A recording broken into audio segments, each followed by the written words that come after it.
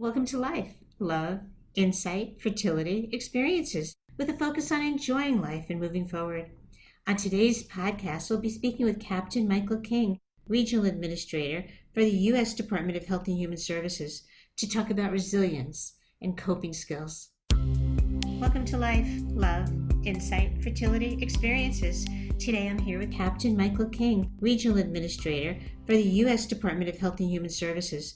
Thanks, Lori. My name is Michael King. I'm an officer in the U.S. Public Health Service, and I'm currently stationed in Atlanta, but supporting the Substance Abuse and Mental Health Service Administration's regional office as their regional administrator. We're the headquarters for Region 4, which covers Alabama, Florida, Georgia, Kentucky, Mississippi, North Carolina, South Carolina, and Tennessee. Prior to this last year with SAMHSA, I spent about 16 years at the Centers for Disease Control and Prevention here in Atlanta, studying epidemiology and helping investigate disease outbreaks and working in various different areas there. We're glad to have you in it. It's a little surprising maybe to people that I reached out to somebody who's a captain for this conversation because we talk about life, but it was fascinating to me when I heard you speaking about all the coping skills that you teach people in the military. And I think that it's so applicable to everybody in everyday life, whether they're having a crisis in the moment or a crisis in their relationship or through a fertility journey or what have you, a pandemic. So thank you again for being here today.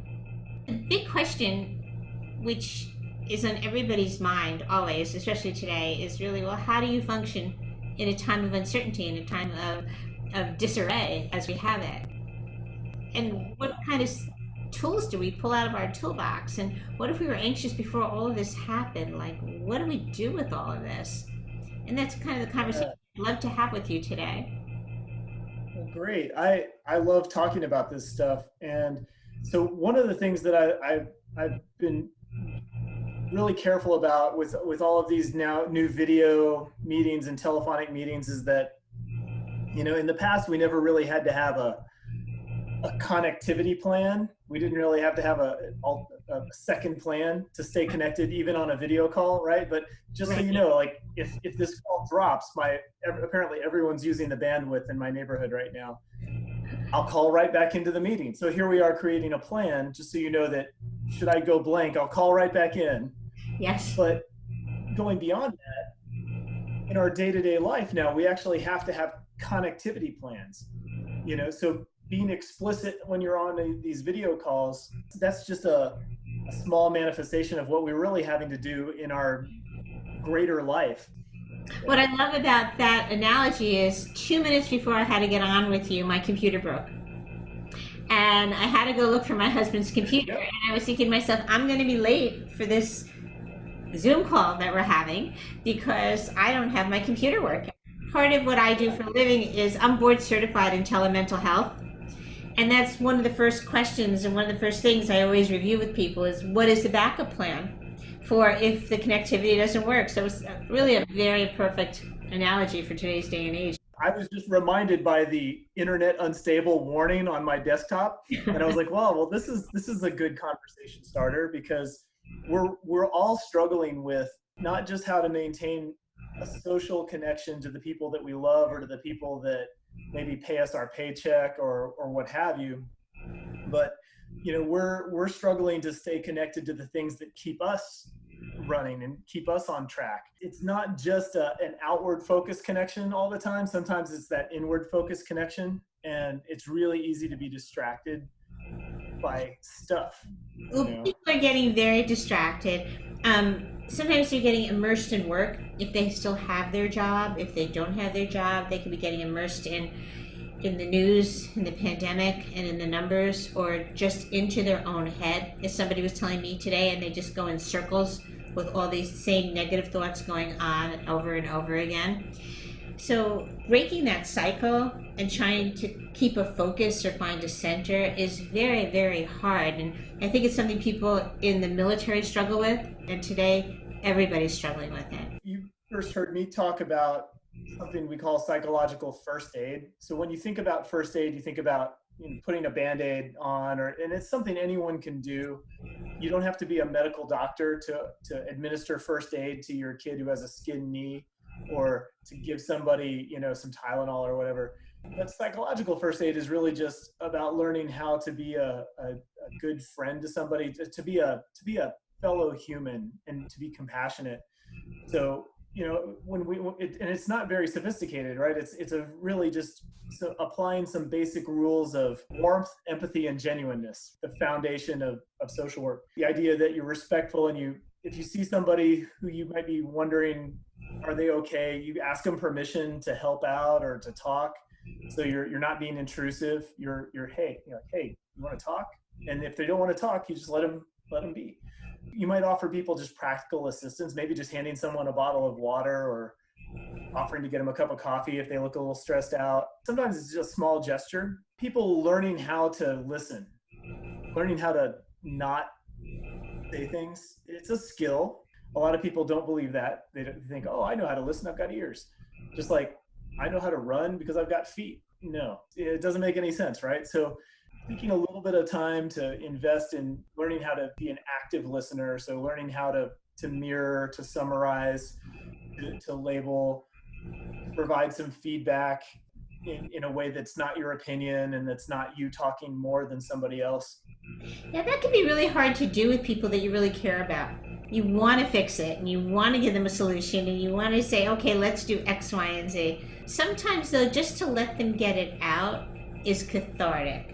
Yeah. If they can hear themselves say it out loud. But what you're talking about is being able to receive it. Yeah, it goes both ways. This is that connection thing. Being available to somebody else, to not solve their problem, but just to allow them to share it. That's a powerful thing, and it takes self-control. It also takes some training, I think. It takes a little bit of practice. So with our officers, we'll even script it out. Repeat the last 3 words of what they said, or summarize what they just told you. And then it becomes this scripted role play, but it allows people to practice the reflex of just not leaping in to solve someone else's problem and letting them be there. Right, which is important. It's important, and it's something that you want them to be able to do. So on a practical level, what if you're that person who needs that assistance? How do you do that? Or how do you let people know you're struggling? That's also hard because, I work with a number of first responders, and they're the last people to ask for help. They are. They've got their super capes on, whether they can see the cape or not. They will suffer in silence. We know there are plenty of stories in the media about first responders causing harm to themselves and suffering without ever telling anyone. And a lot of times the best solution for that is not necessarily more self-awareness, although planning ahead is a really good thing. And I like to talk to my responders about personal resilience planning, but having a buddy, we all would benefit from making sure we have a couple other eyes on us at all times. More than one, in fact. I would recommend having a couple of buddies, because sometimes a buddy might get distracted right when you need somebody to be watching out for you. And an analogy I used, I think, in that last talk was the idea that we have tail lights in our car, but we never know when they're out, right? Right. We're driving down the road with the tail light out, and we'll get a ticket when our buddy could have told us, hey, you're not looking like yourself. You may need to step away or something. And so I think the best advice, besides having a plan, and you were talking about this earlier, having some kind of plan, having a buddy is the starting point. I work with couples also. So I mentioned to you, I have a general practice. I specialize in fertility, but I work with couples quite a bit with relationships. And I'll look at somebody and I'll say, are you okay today? And it's interesting because their partner hasn't picked up on the fact that they're not.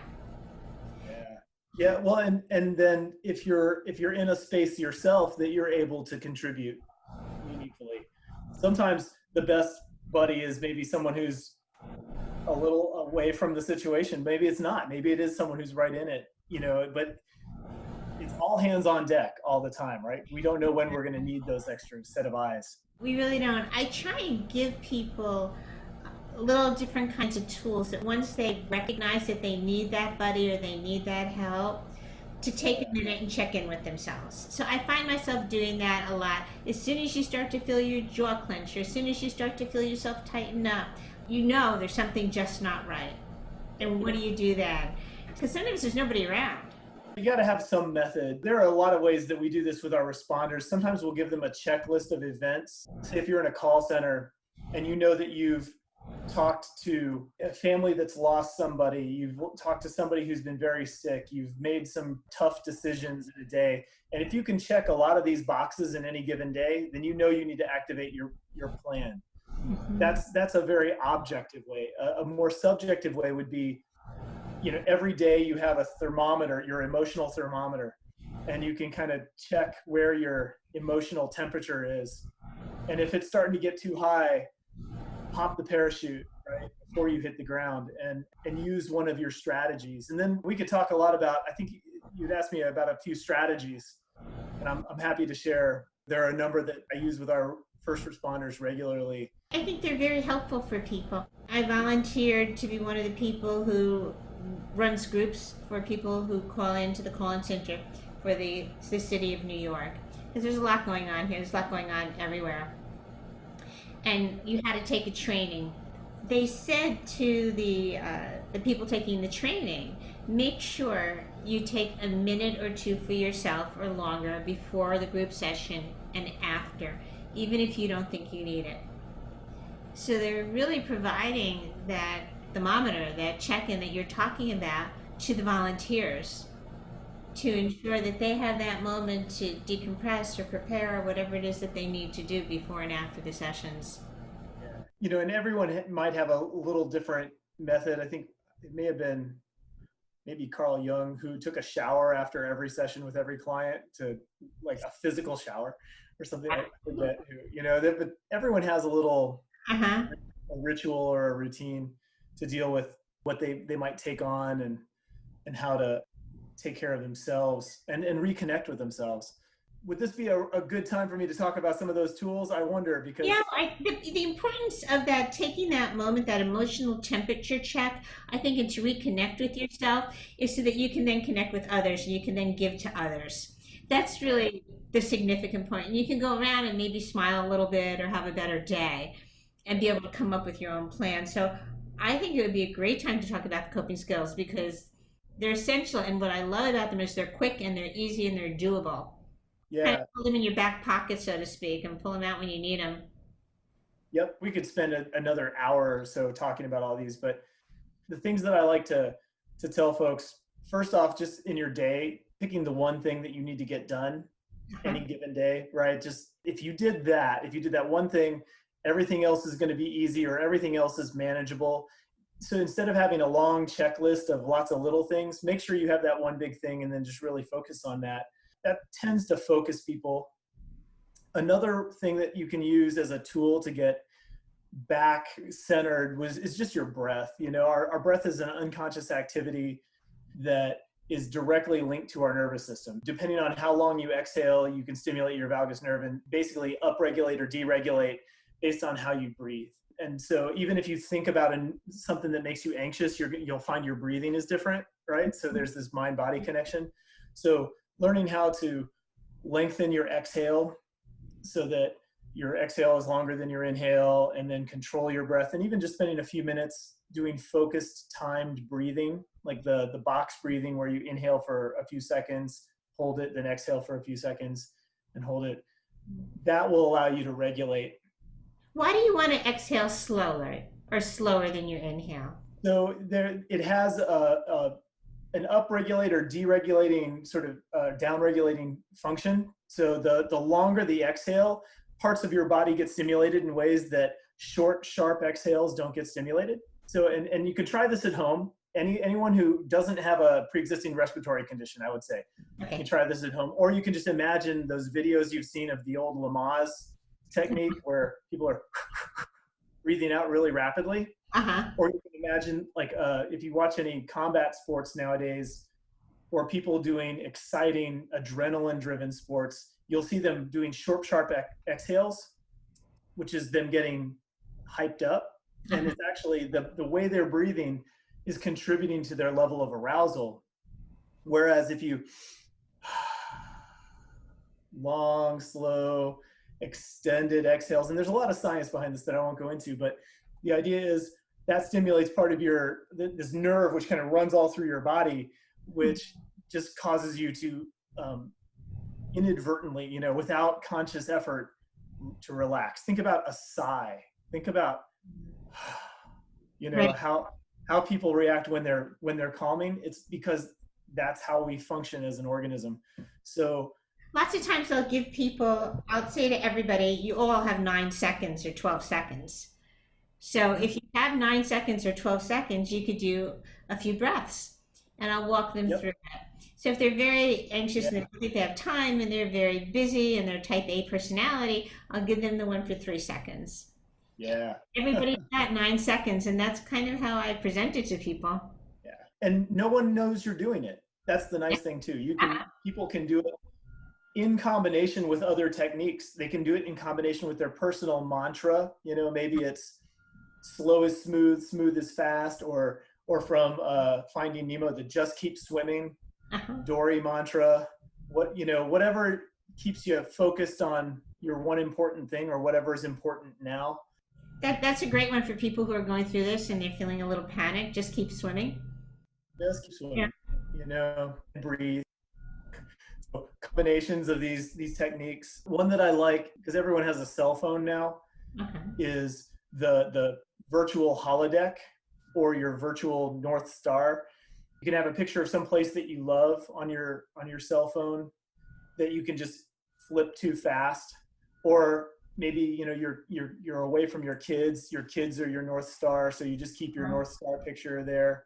Those ideas, the visual stimuli, is really helpful. And Right. then a final one that I'll just say that's is helpful for a lot of folks who are experiencing high anxiety. They're just kind of foggy and they're not really feeling Yeah. present, or they're letting their anxiety take them somewhere else. Is just to focus on 3 things you see, 3 things you can hear, and 3 things you can feel that are just normal and non-distressing. Mm-hmm. It's really quick and easy to just acknowledge some stuff in your environment. You can kind of repeat that as you're breathing. All 5 senses you could do, 5, 4, 3, 2, 1, and involve taste and touch and sight. And anyway, get in touch with your senses. So I like the 3-3-3 because it's 3 things, and 3 is a good number. I'm a true believer in using your senses. I actually wrote like a short article, I don't know, I think the end of last year for my newsletter about communicating with your 5 senses. That very much goes along with what you're talking about today. It Yeah. has to do with listening to people, it has to do with taking stock of the surrounding, and now you're giving the 3-3-3 exercise with it. Because we have 5 senses for a reason. And we notice when we don't have use of one, the impact it makes. Yep. So Yep. it's great to be able to connect with them. Yeah. Yeah. In this pandemic, I'll point out, ironically, it's interesting that one of the symptoms of having COVID infection was the loss of one of those senses.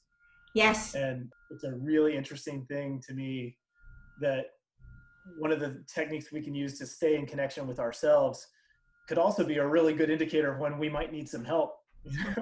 Like, I can't taste my coffee like I want to. Right. Maybe I need to go get some help. Yeah, that's a really, really good analogy. So we want to check in with ourselves too. And so when we notice ourselves not right in one way or another, we know we're off. It's a Yep. good time to take that moment. So I use the expression pause and perspective quite a bit. Sometimes when you just don't know what to do and you're spinning, if you just take that moment and check in with yourself and see if you can gain perspective on a situation, it's very, very helpful. And if you incorporate what you're talking about today, which is to just come up with a simple plan for the day. The plan might even be getting out of bed for the day. We don't know. We don't know where you're at in life.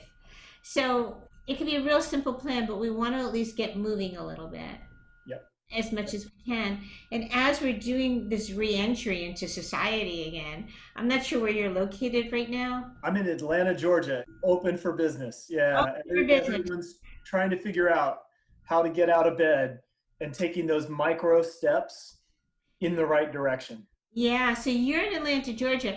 I'm in New York and people are afraid to walk outside on the street. How do you prepare yourself? How do you come up with a plan? And what information do you take in as you decide you're going to re-enter society in the way that we hope is this kind of new normal? It's tough.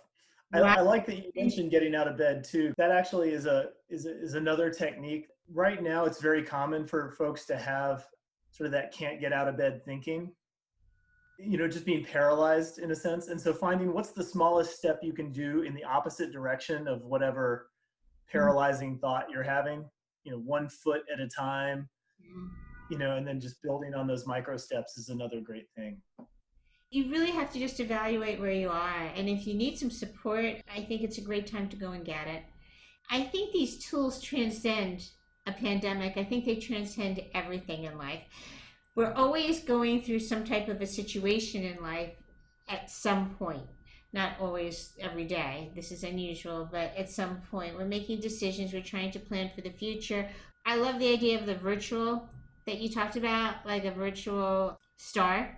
And lots of times I'll tell people to fantasize or daydream about what it is that makes them smile or makes them feel good and to hold on to that. Because there's nothing wrong with daydreaming or fantasizing to help bring you down a little bit. Some people, though, are starting to drink a little bit more. Have you heard that? Liquor sales has gone up tremendously. Maybe not so much now where you are in Atlanta, everything's open, but restaurants are selling drinks on the street to try and stay in business. So when your own personal alcohol Oh yeah. up, that's another sign or another trigger that we need some coping strategies in there. Yeah. So, the agency that I work for, our mission is to reduce the impact of substance abuse on communities. And we've seen, because of the change in behavior, the change in where people are, the habits that have come along with that are not always super healthy. And even before this pandemic, there were large segments of the population that had trouble with substance use, and alcohol being the easiest to access. All of those who are on the edge of having a problem, this has just pushed them over that edge. And the combination of being home all day, being out of sight, having stress that they don't know how to cope with. And then of course, yeah, you're right. Like a lot of the restaurants, the relaxation of the liquor laws. I mean, people are going in and getting their takeout food now with like 3 margaritas to go, and they're walking out the door with them. And so we're starting to see that, the impact of that. And it's an important point for me personally, in my professional role here, and also because I'm driving on the streets out there with these people who are now, affected. I want everyone who ever hears this podcast to remember that you can still find help out there even during the pandemic. Findtreatment.gov is still active. The website, the findtreatment.samhsa.gov is another treatment finder. And these websites are available 24/7. People can go to them. They can find help for themselves or others. This has not shut down because of the pandemic. So there's still help out there. If you know somebody who you believe to be having trouble with alcohol or drugs at this time, or any sort of mental health issue, you can still get them help. I'm glad that you said that because the resources are there right now and the fees have been eliminated or reduced drastically because we're recognizing that people need help right now and they're struggling. And a lot of people live alone, at least in Manhattan. And this is very hard to go through alone. It really is. We thrive on other people. We're social beings. Even if we like to be home, even my friends who are like the biggest home buddies are all struggling with this right now. You need other people. It's really a time to check in and make sure that you're getting your needs met. And if you're not, reach out to a professional agency if you need to, or a therapist in the area if you need to, whoever it is that you think could provide you with the help. And you don't have to feel like you're burdening anybody with it because you're really not. The problems that you're going through, your loved ones recognize on some level. They may just not know how to ask you how you're going through them. So we need to take their temperature. We need to use psychological first aid, not just on the people that are close to us, but on ourselves too. Yep. And there's simple tools that are available for anybody who wants them. When people start to drink more than they usually do or get high a little bit more than they usually do, one of the questions lots of times I'll ask is, well, Are you doing it because you're bored? Or are you doing it because you're self-medicating? What's going on? Well, it's probably a little of both. You Probably, know, yeah. I know plenty of people who did not have any problems before this that I knew of, and yet just because they're home all the time, their habits have changed. And when you start to ask them about it, they're like, "Oh yeah, that's a little odd," you know. So It's just remember that, when you're talking to people, they may not be aware that their habits have changed. You might have to be that mirror for them and say, "I noticed that you're holding a beer and it's 9 o'clock in the morning," or what's I noticed that I've smelled something different about you today. Is that tequila? and they may not want to hear it from you at all. So the other piece that is important for everybody to recognize also is that most people bounce back. Most folks are resilient. And we have to remember that. I love that you mentioned this. The idea of hope.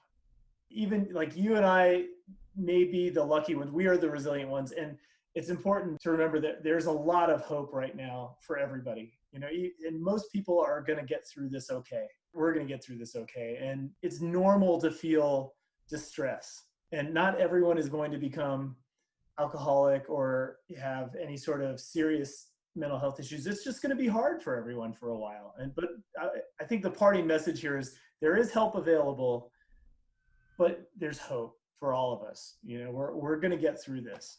Yeah, I absolutely agree. I do a lot of work in fertility, and the organization that's actually the largest in the United States is called Resolve. It's a great name because people have a lot of resilience and a lot of resolve. So thank you. Thank you for all of these tools. I think they're great. I think it gives us a whole nother way of being able to help ourselves and those that we really care about. Is there Thanks. anything else you'd like to add? I like the idea of ending the conversation on hope.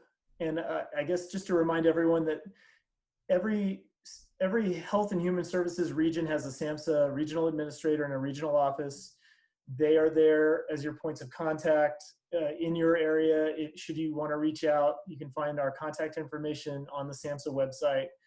If you know somebody who needs help, or if you need help yourself, findtreatment.gov or findtreatment.samhsa.gov. Those are two online treatment finders. There are also national helplines. If you don't have the internet, but you have a phone, you can call a helpline.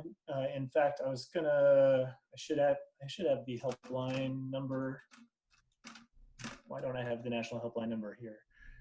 I don't have it on. Oh, you know what? Here we go.